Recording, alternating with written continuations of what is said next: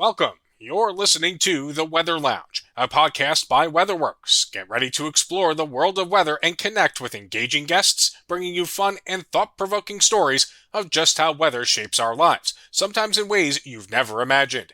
So, join us as we unravel the mysteries of the atmosphere. Today's episode starts right now.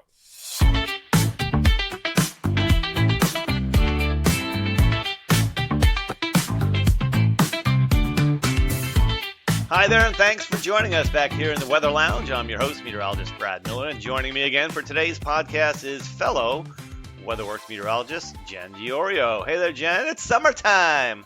Hey, Brad. Yes, it is. I'm very excited about that. Yeah, we've been dealing with the heat, of course, our first, official heat wave here in the Northeast, and it's really, just turning into summer officially. And we got a long way to go. We got July and August, the dog days, so I'm sure we'll have a lot more heat to contend with.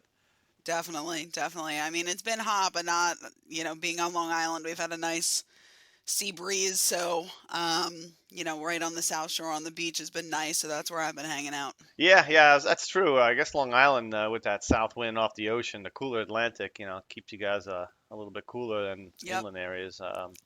Exactly. So that's always nice to have. But so Jen, I was just ask you a question here, and this is going to be our topic of the podcast. But do you like horse racing? I do.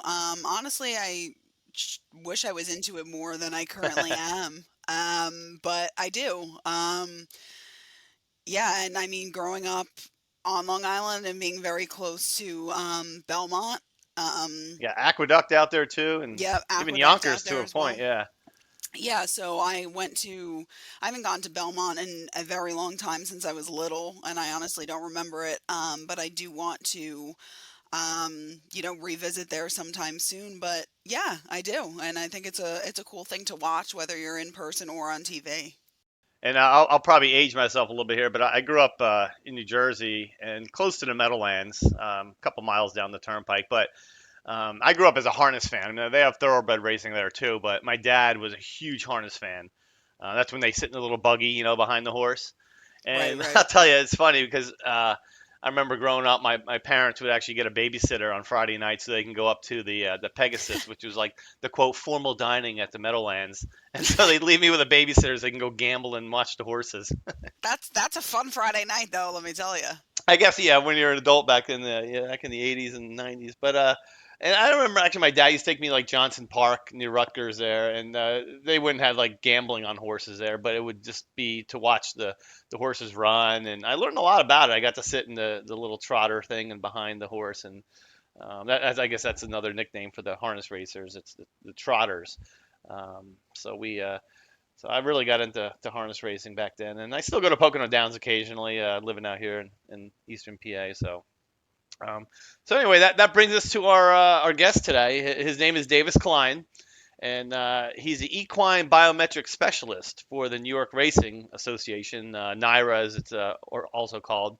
So he's going to be here to talk to us about the horse racing industry and how weather can impact the day-to-day operations, Jen. So that's kind of cool. That's very cool. Very cool. Very happy to have Davis on the show today. Yeah. So and also they just ran the Belmont too, which is run by NYRA. So that's something else we can talk about. And the Belmont was actually at Saratoga Springs this year, because of the renovations they're doing, I guess, at Belmont. So yep. Anyway, let's take a quick short break here, and then we'll settle in, and then we'll be right back, and we'll introduce Davis Klein from NYRA. Stay with us.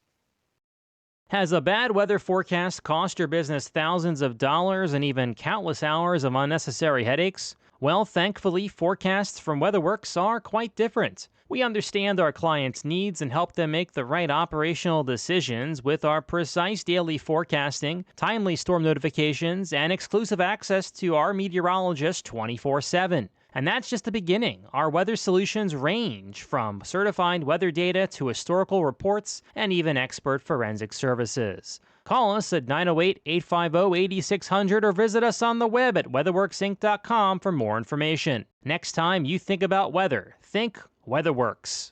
And welcome back, everyone.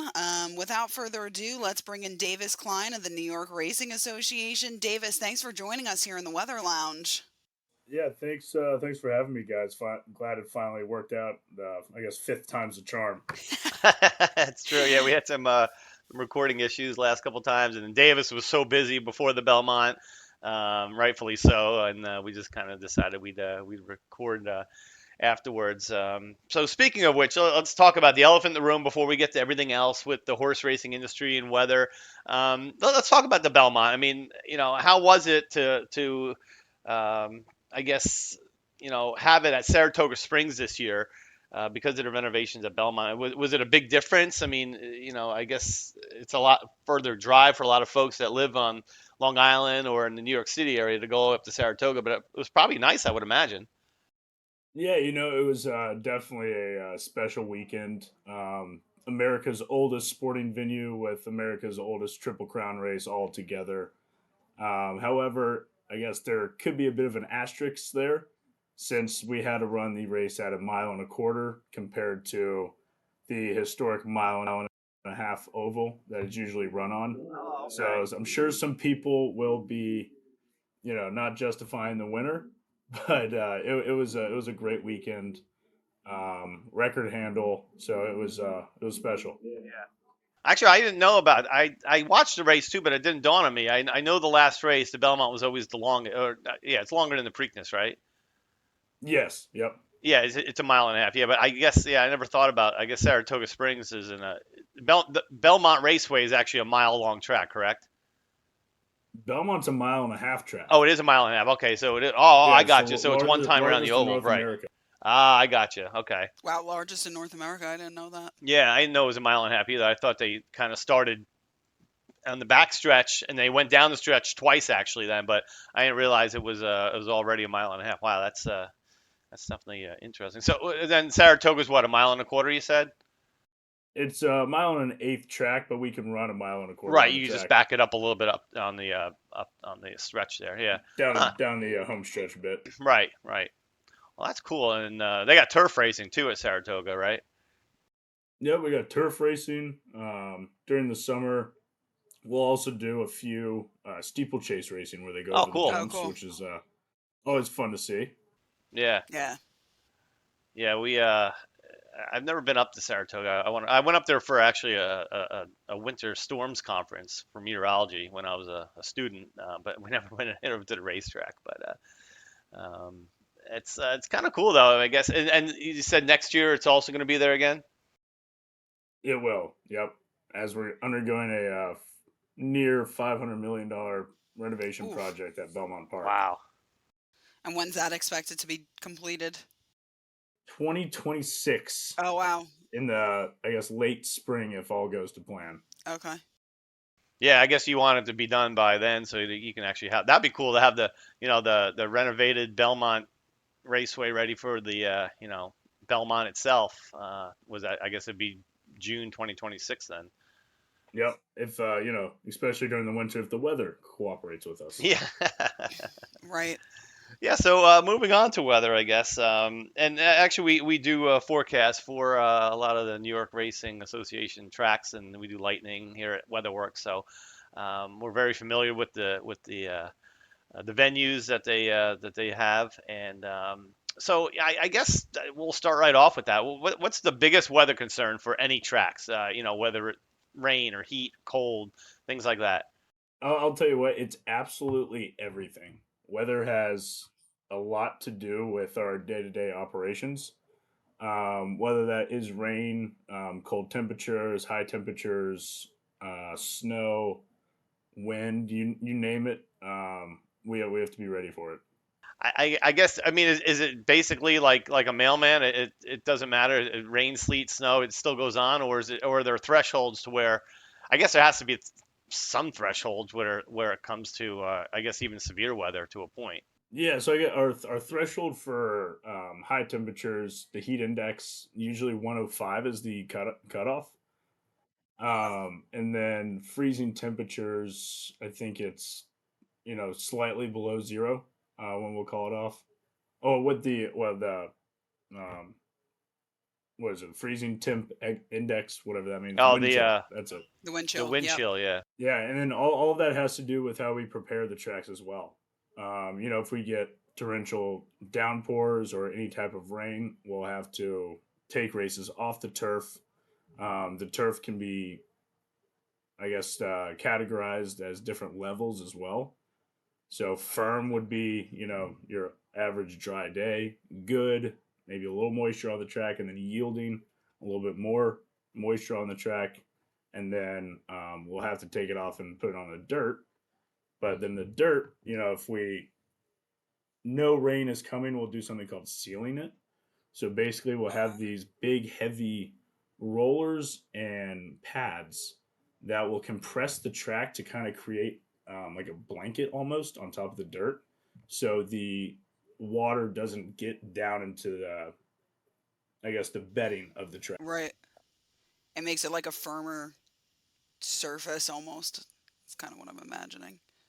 In a sense, yeah, you can really hear the, let's say, clops of the hooves when they're Right. going over that sloppy track or muddy track, we like to call it.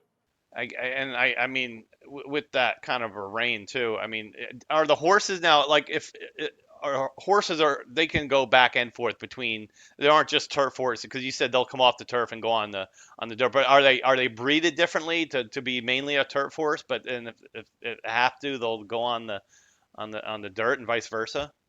Not necessarily. There are obviously horses that are bred strictly for dirt and turf as well. You do have the occasional superstars that can win on both surfaces. When they come off the turf, it's for the most part it's trainers maybe like, oh, let's go ahead and try it. Well, let's see how this works. But that's as you'll see when if you're ever watching a race or at a racetrack, you'll see a lot of scratches if it comes off the turf. Oh, okay. So trainers can go ahead and scratch their horses out of the race because of a surface change. I guess that would affect the odds. I mean, I guess how far ahead in advance do they make that decision for like if it's supposed to be a turf race? I mean, do you have to give them half hour, an hour before the race, or is it like instantaneous? Like, it's raining now. We're gonna have to make this race on the dirt. Next race. Yeah, that's a good question. Actually, it's all very dependent on the amount of precipitation we get. So it's let's just say if we're expecting, let's say we get a report from you guys, and we're expecting 2-3 inches the next day, we could probably be safe and say where we're going to come off the turf. Sometimes it could be early in the morning, as early as 8-9 a.m. Other times we'll get through like a few races and then have to take them off. Right. Versus like if So you get a it's all thunderstorm. very dependent on Right. Exactly. Versus like just a general, moderate rain for several hours, instead of just a storm that pops up and it Right. could change It conditions. really just comes down to the amount that we get. The biggest thing that I was kind of thinking about is, with safety of both the horses and the riders as well as people that are attending these races. What is probably your biggest concern from like a safety standpoint with various types of weather? I mean, my thought would be more of like kind of severe weather / lightning, but kind of wanted to hear that from you of what's kind of the biggest concern from a safety standpoint. Yeah. So what's great is that we actually have protocols in for just about every circumstance that you could imagine. Okay. Main concern, especially this week, next week, moving forward here, is the heat. Okay. Because these horses can, really suffer from heat exhaustion. So there's hoses absolutely everywhere.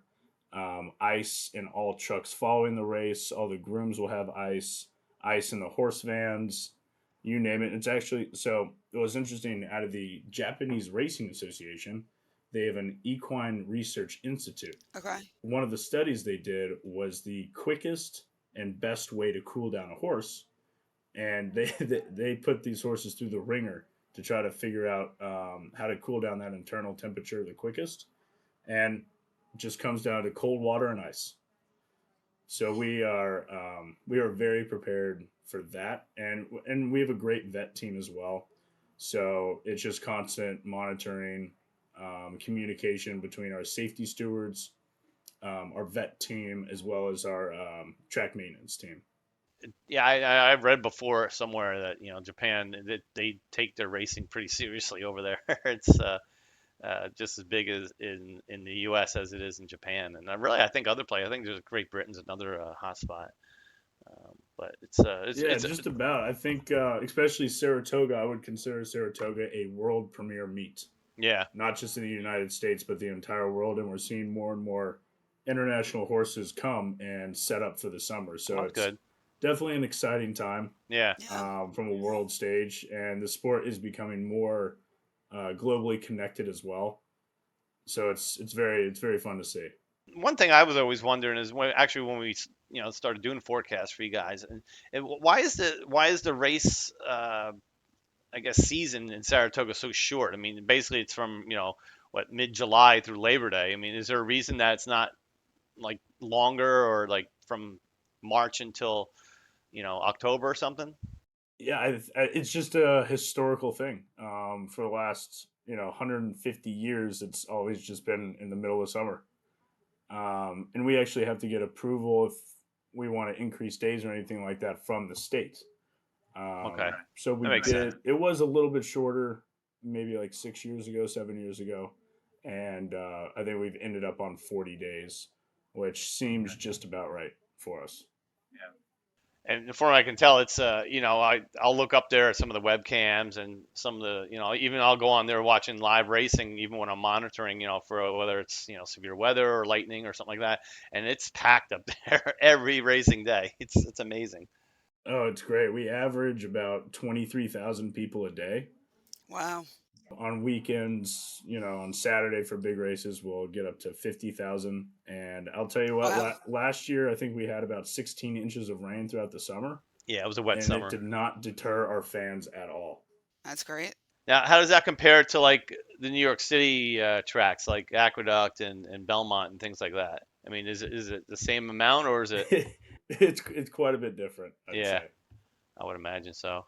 And it's amazing how much racing there is in the world, um, and again, I'm gonna date myself, but my dad used to take me to OTB when we grew up in New Jersey, and that was the quote, the online, way you could bet on things without having to go to, um, the track itself. Hey, you want to go take a ride to Staten Island? I'm like, all right, hop in the car. He goes to OTB, but now not only you can gamble, of course, on your phone with betting sites, but even if you go to the track itself, you can watch the um, what do they call it? Now I forget the word I'm going to use.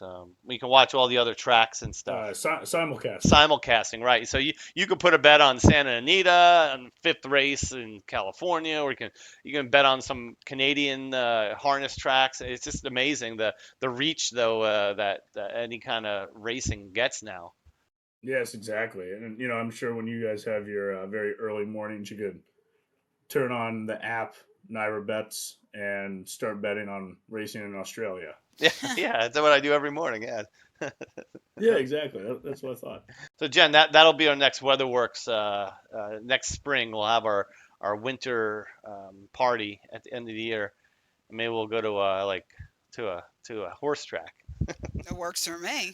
Yeah, we'll have to There we go. put That would that be exciting. into Frank's here and see if we can do something like that. But yeah, I mean that'd be a good time. But anyway, I just I like to watch the racing. It's actually it's kind of soothing to a point, and unless you're losing everything. But you can just go there and watch the races. I mean, I used to love it. That's what I mean. When I was little, I used to love just to watch them race. I mean, I couldn't gamble, obviously. I'd pick a number, of my dad be like, "Oh yeah, number 5," and just because I like the name or something. But yeah, it was cool to see them. They're I mean, these horses are just beautiful creatures, and to watch them, you know, do what they can do is just, it always boggles my mind when I watch horse racing. and they come from, and they're bred. Their bloodlines go so far on some of these horses too. I mean, Yeah. there's still. I mean, Davis would I guess know all that. I mean, I guess you could still track a horse all the way back to like Secretariat, couldn't you? Or is there like some kind of Oh, well, further than that, you can the thoroughbred started from 3 horses back in the 16th century. oh my God, Wow. that's yeah. It was like the Darley Arabian, Godolphin something, and one other. I'd have to look it up, but even from then, when we were talking about a bit of moisture on the turf or dirt, however it happens, horses that are bred in Europe and have European bloodlines, the weather is a bit more moist there to say the least. And Yeah, I if was we gonna have a say a little little more rain on harsh there. turf, I more so like to lean towards the European bred horses. Hmm. Did not know that. That's just it's neat to just read about, and this horse here was you can go track this back to Secretariat and all these. It's just it's amazing to see It the really bloodlines is. of some of these horses, and of course that's how you read a program. I mean, you can see who the sire was, it the sire and um, Sire and dam, yep, the mother dam, and yeah, father. of each horse, right, right. And they all come from different farms, and of course there's popular trainers and drivers and jockeys, and it's just it's a cool I'm not as versed as a lot of folks that I know that are just really deep into the racing industry, but it'd be kind of cool. How did you get your start, Davis? I mean, how did you get into the horse racing side of things? Well, I grew up in Louisville, Kentucky. Oh, there you go. Okay. So being from there, horse racing and bourbon's kind of already my Yeah. forte. Yep. And when at a young age, I kind of just got hooked and did whatever I could to be involved with the industry. And That's absolutely, awesome. every day is a great day here. Oh, that's great. Yeah. Did you ever ride horses or anything? Or you weren't a jockey or anything to kind of? I guess you have to be early. No. Yeah. Yeah, a bit too big for that, being Yeah, I like was gonna say, 6'1". yeah, most jockeys are smaller folks. Yeah. But yeah, I used to ride back in the day. Yeah. Hard, hard to hard to do that on Long Island, but Yeah. Yes. But Well, it can be done. I mean, I used to, my aunt would ride horses quite a bit, and she'd take me, I'd ride horses every now and again when I was little. I do remember those memories. I don't remember being at Belmont, but I do remember my horse memories from when I was younger because she rode quite a bit. But yeah, hard to do. Do you guys still use like as aqueducts? Do you still do anything there or no? yeah. So actually, while we're doing this construction, we'll be at Aqueduct out throughout the year outside of Saratoga, Okay. Okay. and Gotcha. it is a bit of an interesting place, especially when we circle back to weather here, because of the wind that we get off the harbor, the shore, whatever it is by JFK. Jamaica Bay is that? Yeah, I think that's Jamaica Bay. Yep. Yep. Yeah, Jamaica Bay. That brisk wind when you get up to the track, oof, it pierces your skin sometimes. Okay. Yeah, so we actually had to call off a few times this past winter because of the wind chill with Mm, gusts being up to 40, 50 miles an hour. So that's all things that we keep an eye on. Thankful right. to you guys for being good at what you guys do. So you guys have been a huge help for us actually. Good. Yeah. Yeah. And going back to that weather stuff. I mean, I always wonder on like when you do get a snowstorm or you have to deal with snow removal or even ice removal. I mean, you don't just flop a plow out there and just plow the track. I mean, there's got to be ways that you do it differently because you don't want to scrape up the track or tear up that good dirt, do you? I mean, it's is there a different way you guys use it, or is it like a snowblower or something? Yeah, there are snow blowers, believe it or not. When it gets below freezing, we'll actually put ice, I mean not ice, salt on the dirt, and we'll actually outside of the race day, we'll have tractors going around and keeping it churned and keeping it from freezing with the salt 20 all throughout the night, 24 hours. Oh wow. Yeah, I wouldn't have thought that. So it is labor very labor intensive. Um, And if let's just say it's a Tuesday and we're expected to be below freezing, guys will be there 24 hours, just constantly going around the track. Yeah, I guess living in the Northeast and being up this way, it's a lot different from like any other racetracks in the South or out California and things like that. I guess weather isn't as much of an issue in a lot of those places. I mean, up here, like I said, we got to deal with the heat, the cold, the snow, the wind, the rain. And again, even for like patrons, like Jen was saying, I guess for lightning and things like that, you just if we send a heads up, and do you let them know that there's a storm close by, and or do you ever delay a race because of that because there's lightning that close? Yes, definitely. If it's within, a few miles, we'll hold the horses in the paddock and kind of keep them sheltered. Especially because the gates they're all metal, so that would definitely turn into a dangerous situation. Um, and I believe it's 20-30 minutes after each lightning strike, where we're Okay. postponed. I think it's similar to baseball. Yeah. Okay. Okay. Yeah. Baseball is. We actually did a podcast about weather and sports, and baseball is still the only sport I think that the umpires have control of the game rather than anyone else.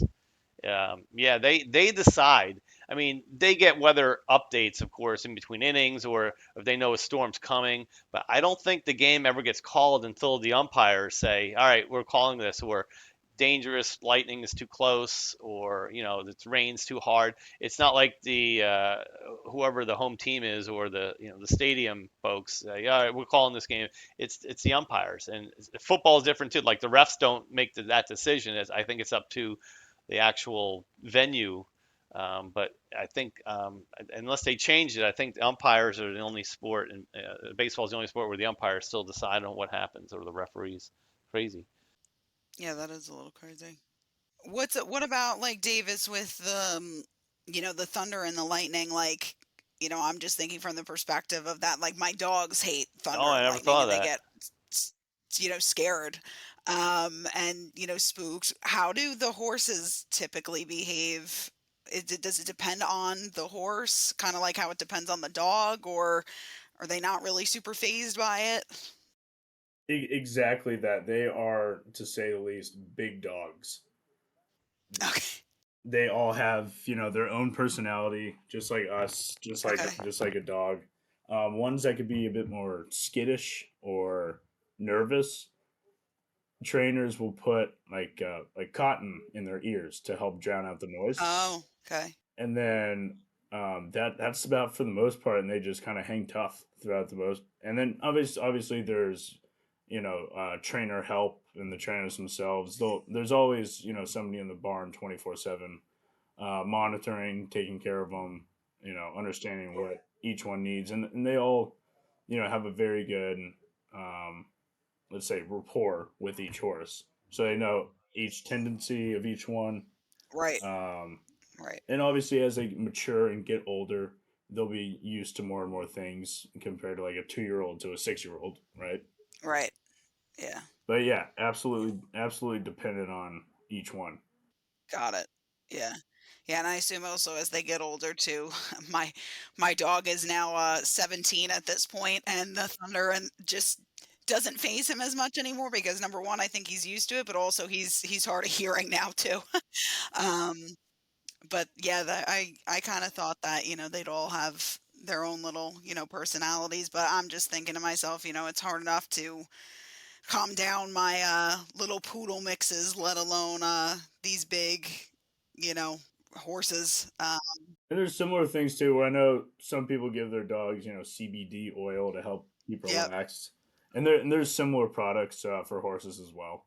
There's like putting a blanket on them, like almost like a A thunder thunder coat. coat. Is We that have has that those. ever helped like the horses too? I mean, I actually, I don't think I've heard of that with horses. There are coats for when it gets cold. yeah, yeah.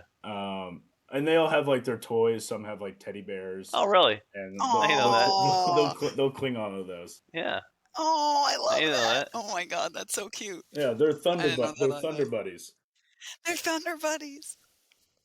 That's so cute. What was that dirty movie? Thunder was it Ted?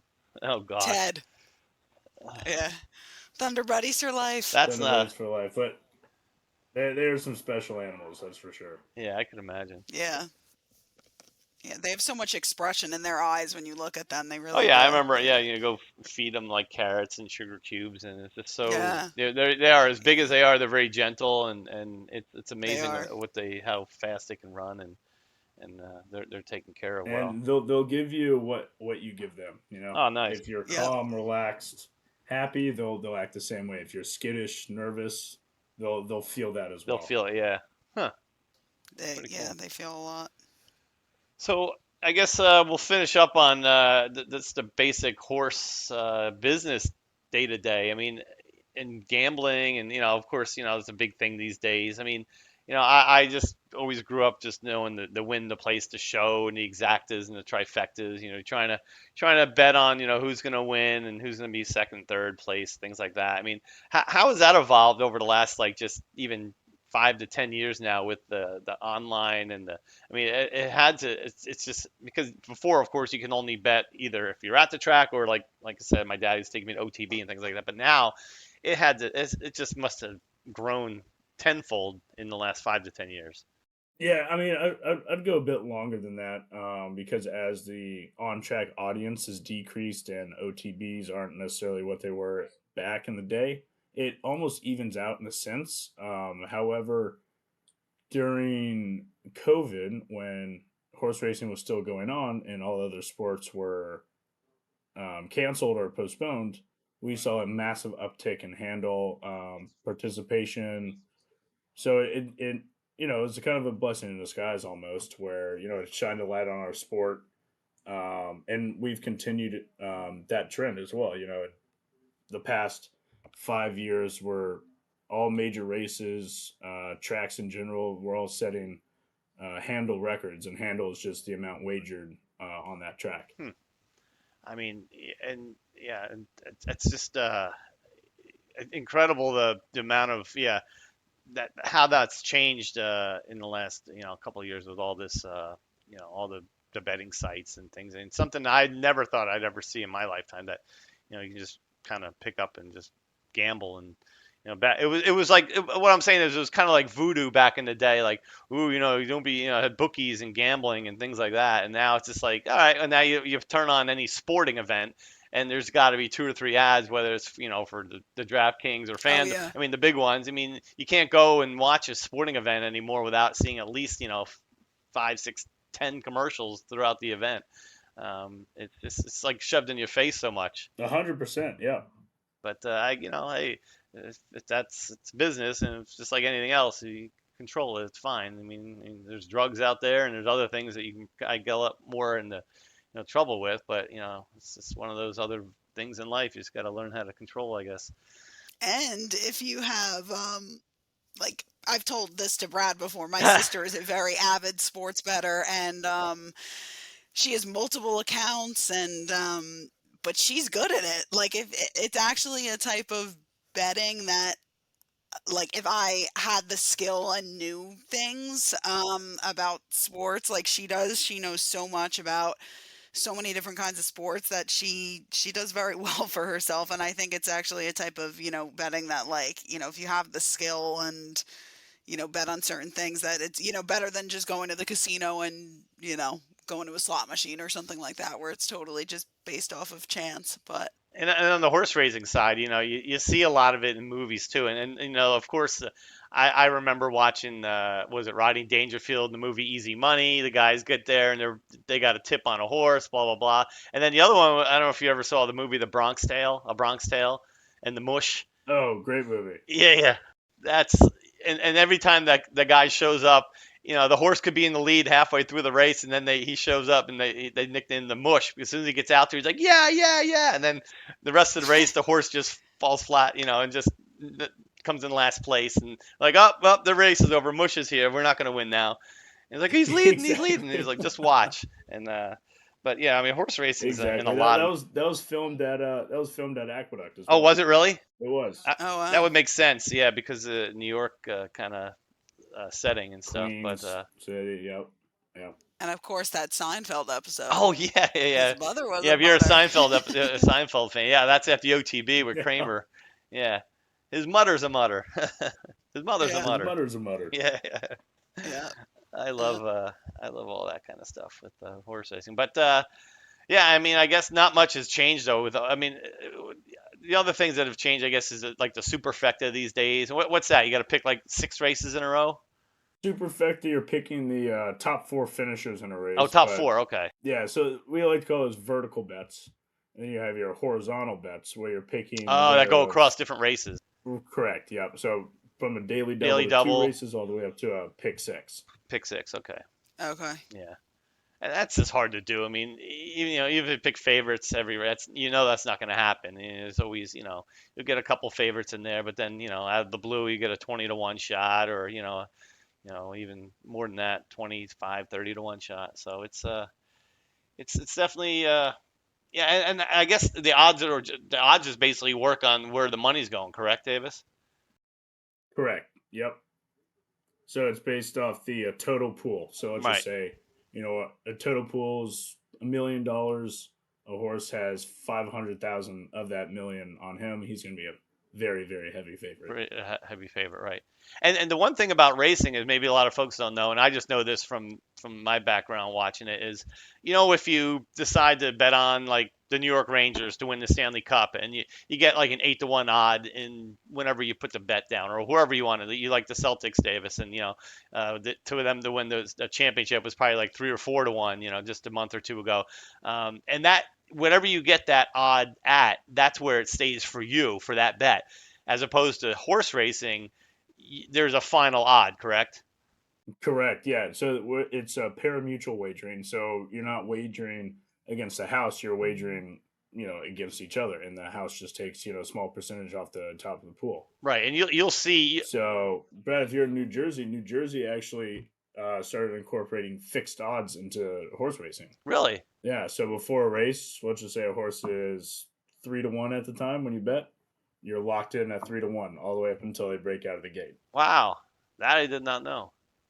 See, that's interesting because you could sit there and go, oh, no, not too many folks are betting. I like this horse right here. He's 10-1. He's kind of a under the radar. No one's really gambling on him, and like I really like this horse, and I'm going to put a couple bucks on him. And then 2 minutes before post time, he drops to 5 to 4-1, and everyone kind of already sees Right. maybe what you're seeing, and before you know it, the race goes off and he's 3-1. So now you're like, oh, yeah, I have the horse, but he's 3-1. And it's not going to make me much money if he wins versus when he was 10-1. So, and that's the kind of stuff that goes on with horse racing. But Exactly. But anything else, Jen? You got some weather questions that we finish up with? Trying to think what else I have here. We talked a lot about the heat and the cold. What about flooding, Davis? You guys ever have any issues with flooding? Just stole it from me, Okay. Brad. I was just going to Well, say actually, flooding. we What can. about flooding? The last thing we talk about. What about superstorm? Were you back around here then? Or not I was Superstorm, not, or Sandy. actually. Yeah, no, I wasn't. Some stories that I have heard, just kind of batten down the hatches for the most part and hope for the best. There's not much you can do. However, I'm sure you guys saw it down in Florida this past weekend. Yeah, crazy flooding. So there's a racetrack down there called Gulfstream right in Hallandale Gulfstream, Beach, yeah.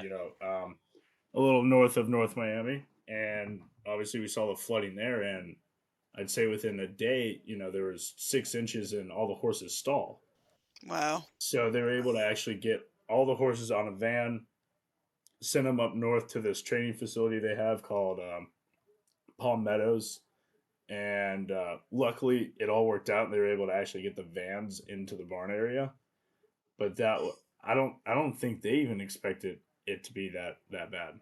And that was probably a little bit more impromptu because it was very localized, and it started really that day. I mean, yeah, they knew it was going to flood, but maybe not to that extent. I mean, at least with Sandy, everyone knew it was coming up the coast, and you could prep at least a couple days ahead. But yeah, I guess that flash flooding stuff could be an issue for a lot of places, especially I mean, it just happens to produce 3, 4, 5 inches of rain on you in a short amount of time.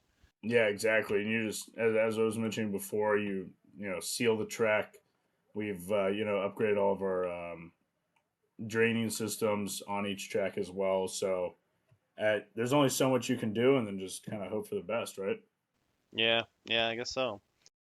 Well, I mean, this has been great, Davis. I appreciate you coming on and joining us here in the Weather Lounge. Thanks again, Davis, for joining us. Yeah, no, appreciate you guys for having me. Yeah, maybe we can maybe next year we can revisit and talk about the Belmont again, and as we get ready for the next stage there, the second time you guys are going to host it at Saratoga. But yeah, and of course, anything that you guys need us to do here at WeatherWorks, feel free. We love having you guys and forecasting for you guys, and look forward to a bright future. Yeah, no, I appreciate it. And if you ever find yourselves in Saratoga, give me a shout, and we'll show you around the facilities. Yeah, maybe we'll do a day trip up that way. That'd be kind of actually. I've always wanted to go up that way again. And there's a webcam I look at when I'm forecasting up there in the winter time. And maybe you've been there. It's called Tinney's Tavern. I have not actually. I'll look it up. No, it's just northwest of Saratoga. It's basically like a bar and grill. It's right on Lake Desolation, which is a little bit higher up than Saratoga. So usually that's our threshold. That if it's not snowing up there, it's not going to be snowing in Saratoga because they're lower elevation. But if it's at least snowing in Tinney's Tavern there, we have to start looking ahead into Saratoga and see what's going on there. Because then we do Albany then too in the wintertime. So it's a whole different world up there. That's for sure in the winter. I'm sure you know that. It is. Yep. Absolutely. So again, that'll do it for us this episode here in the Weather Lounge, and we'll see you back here again in a couple of weeks. Thanks. That's a wrap on this week's episode of the Weather Lounge podcast. Thanks for listening. Be sure to follow us on all your favorite podcasting platforms so you don't miss out on future episodes. Have questions or comments? Just email us at weatherlounge@weatherworksinc.com. We'd love to hear your feedback. You can also learn more about our parent company, WeatherWorks, by visiting weatherworksinc.com and checking them out on social media as well. Thanks again for joining us, and until next time, stay curious and stay weather-wise.